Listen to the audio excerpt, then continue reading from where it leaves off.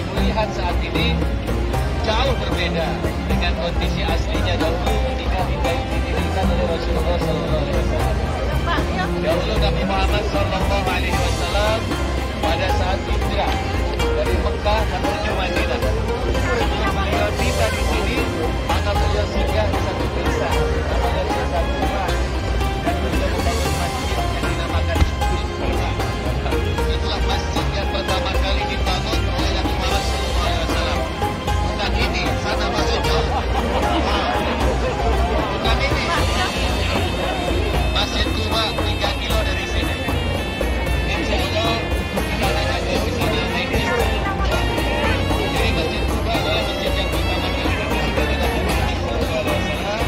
Kemudian setelah beliau membangun Masjid Quba, beliau lanjutkan perjalanan hingga tiba di daerah sini. Beliau mengendarai onta yang namanya onta Qaswa. Pada saat beliau sampai di Madinah, para penduduk Madinah yang sudah menganut agama Islam berebut untuk menjadi Rasulullah. Ya Rasul, singgahlah di rumah. Ya Rasul, singgahlah di rumah. Ya Rasul, singgahlah di rumah. Tapi apa kata Rasulullah? Biarkan di mana ontaku berhenti, di sebelah aku akan singgah. Ternyata onta Nabi berhenti di satu rumah, yaitu rumah seorang sahabat yang bernama Abu Ayyub Al-Ansari. Akhirnya Nabi Muhammad singgah di situ dijamu oleh Abu Ayyub Al-Ansari. Yang sekarang nama Abu Ayyub Al-Ansari menjadi salah satu nama masjid di Istanbul. Bagi Bapak yang pernah ke Turki, Istanbul ada Masjid Ayyub Al-Ansari.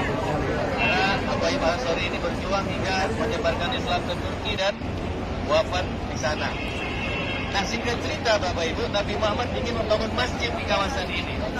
Lalu ada tanah kosong milik seorang yatim namanya Sahal dan Suhail, anak kembar, tempat penjemuran korma dibeli oleh Nabi Muhammad SAW, dan beliau boleh membangun masjid yang dinamakan Masjid An-Nabawi. Saat itu ukurannya hanya 50 meter kali 50 meter, alasnya tanah, tiang-tiangnya dari pohon-pohon kurma, atapnya dari daun-daun kering, ada jerami, ada ilalang, ada juga daun-daun pohon kurma dijadikan atap. Dan rumah beliau tidak pindah di samping masjid. Kemudian makin berkembang, umat Islam semakin banyak, mulailah ada renovasi-renovasi. Singkat cerita Bapak Ibu, yang kami saksikan sekarang ini sudah renovasi yang ke-9 kali. Jadi sudah lebih megah, lebih luas, lebih indah. Ada payung-payung elektrik. Ada yang tahu berapa jumlah payung elektrik? Ada 250 payung. Dan pintu-pintu gerbang yang ada pagernya itu ada 43 pintu. Kalau pintu masjidnya ada 85 pintu. Yang total kalau ini semua diisi 1 juta jamaah. Dan Bapak Ibu alhamdulillah bisa sampai ke sini dan menyaksikan keindahan masjid yang dulunya dibangun oleh Rasulullah SAW. Dan masih memiliki keutamaan yang sama. Satu kali sholat di Masjid Nabawi lebih baik daripada 1000 sholat di masjid lainnya. Alhamdulillah. Bapak Ibu yang dirahmati Allah, tidak jauh dari sana ada ini namanya Masjid Al-Ghamamah. Masjid apa? Al-Ghamamah. Jadi dulu nggak ada masjid di sini. Hanya saja setiap kali sholat Id, sholat Idul Fitri, Idul Adha, Nabi Muhammad selalu melaksanakannya di sini. Karena disunahkan sholat Idul Adha di lapangan, di tanah terbuka, maka Nabi Muhammad memilih tempat ini sebagai tempat sholat Id.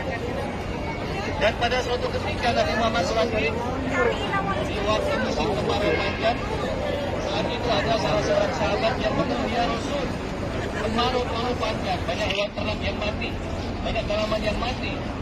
Lalu Rasulullah berdoa kepada Allah. Tak lama setelah Rasulullah berdoa, datang awan, datang mendung, menaungi para jamaah. Dan tak lama kemudian terjadilah hujan. Maka masjid ini dimaksud Al-Ghamamah, yang artinya adalah mendung. Ghamamah itu mendung, awan. Karena ada peristiwa yang luar biasa. Di saat sholat Id, Nabi Muhammad berdoa, tiba-tiba ada awan mendung menaungi Nabi Muhammad bersama para sahabat.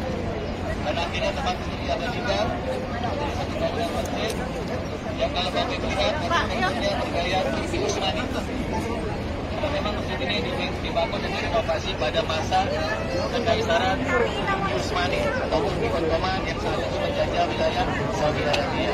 Maka arsitektur Turkinya masih kelihatan. Dan di sini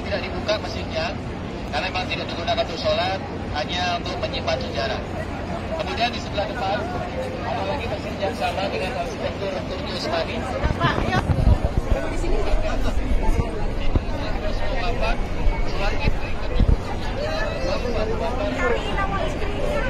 sehingga dibantu masuk ke masjid yang pernah sejarah dengan masjid Abu Bakar. Dirahmati Allah, ini sedikit penjelasan untuk itu baik masjid yang bersejarah Masjid Ali. Ya, semuanya ada di bangun bagikan untuk mengenal sejarah di mana masa kekhalifahan Abu Bakar, Utsman, Ali, ya. Itu Abu Bakar memiliki tempat sholat id yang berbeda-beda. Demikian Bapak Ibu sedikit penjelasan tentang sejarah Masjid Umamah dan sedikit sejarah tentang Masjid Nabawi. Selanjutnya mudah-mudahan ziarah ini membuat kita semakin yakin dengan besaran Allah Subhanahu wa taala, membuat kita semakin tunduk pada Allah Subhanahu wa taala, merasa diri kita yang lemah tidak berdaya di hadapan Allah Subhanahu wa taala, dan kita semakin yakin bahwa kebenaran yang diperjuangkan Rasulullah SAW dan terus kita lanjutkan agar selalu mendapatkan pertolongan dan kemenangan dari Allah Subhanahu wa taala. Mudah-mudahan semuanya sehat walafiat. Mudah-mudahan semuanya diberikan banyak umur yang berkah. Dan mudah-mudahan bisa meladani akhlak mulia. Demikian Bapak Ibu, mohon maaf kalau ada salah dan hilaf. Dan sekarang kita bebas, silakan berfoto pribadi di tempat ini. Namun sebelumnya kami informasikan bahwa dulu di situ ada pasar, tapi pasarnya sudah dibongkar sekarang. Pasar itu adalah pasar bersejarah yang ada sejak zaman Nabi Sallallahu Alaihi Wasallam. Jadi pada waktu pasar kita itu tempel oleh orang Yahudi.